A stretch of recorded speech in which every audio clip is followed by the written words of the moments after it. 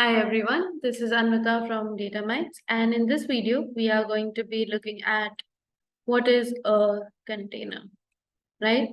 So in the last video you have seen that if you want to run a certain application, you would either do it on your hardware, which has certain challenges because you have a fixed OS and you have fixed memory and RAM allocations, right?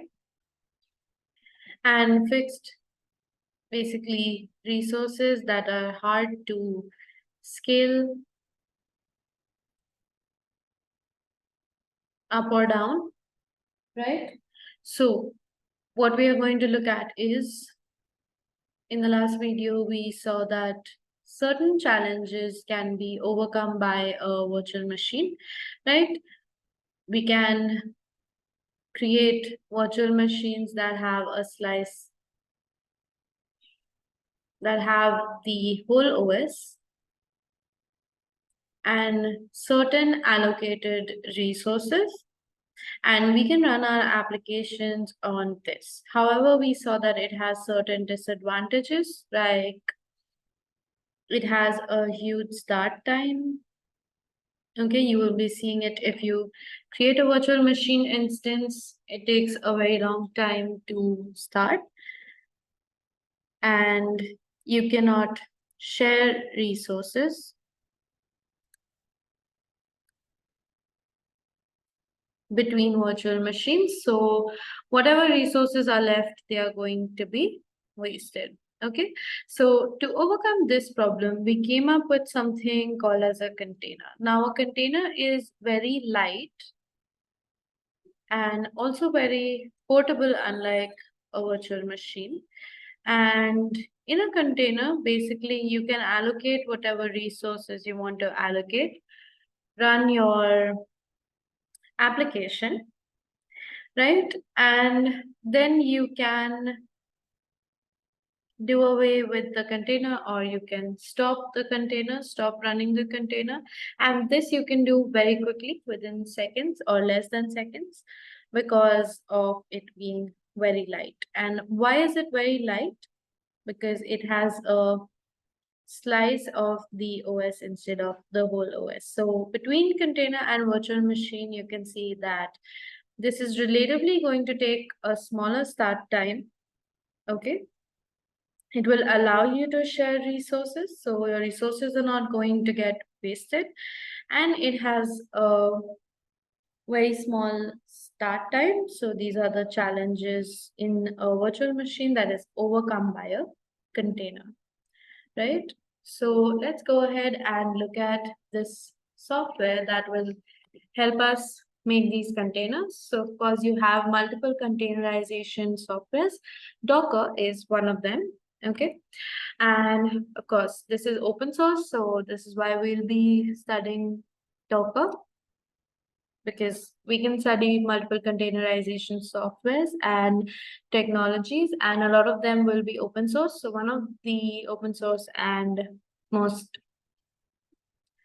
famous ones is Docker, or the oldest ones is Docker. Okay, so you can see that it will enable development, deployment, and running of applications, which means you can write the code, you can develop the whole app, its dependencies, whatever is needed to run and deploy it, right?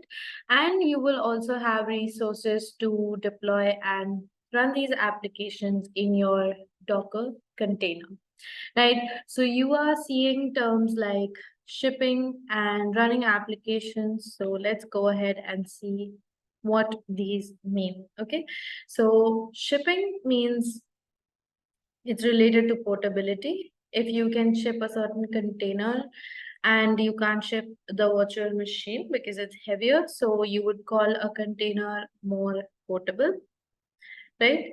So as you can see, using containerization, we are going to run our applications. They will be lightweight. They will have all of the dependencies that are needed to run our apps. Okay. And as you can see, there is a term called images. So what does a Docker image mean? Image is basically a set of,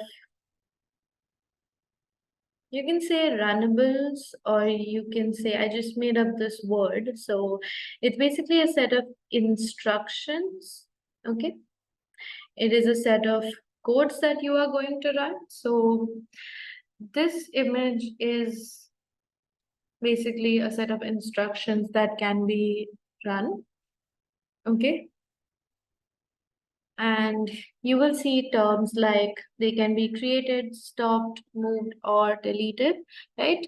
And how are we going to do that? Using Docker commands. So in the next video, we will be looking at, of course, how you would see a container being created and images being pulled into it. Okay, and before that, we will take a look at the container lifecycle. Okay, so engine, another one of the terms that you will be seeing, is something that you will need for creating and managing these containers, because if there are so many containers and all of the resources that are allocated, you would need something to manage it. So Docker engine is something that you would need, right? Now, as you were seeing in the previous video, virtual machine, a lot of resources were wasted, but in Docker or in a container, you can see that the allocated memory is used up and whatever is free is available for use. So that is something that is an advantage of using a container, right? Again, you saw what virtual machine has to offer in terms of isolation and hardware independence and start time, and also how these things are different in a container. Okay, so again, let me show you the life cycle. So your container will start. You can pull images in a container and then you can run the container. You can pause a running container. You can also stop a running container, right? And once you stop it, again, you can start it accordingly as per when you want. Okay, so this is something that would be a container life cycle.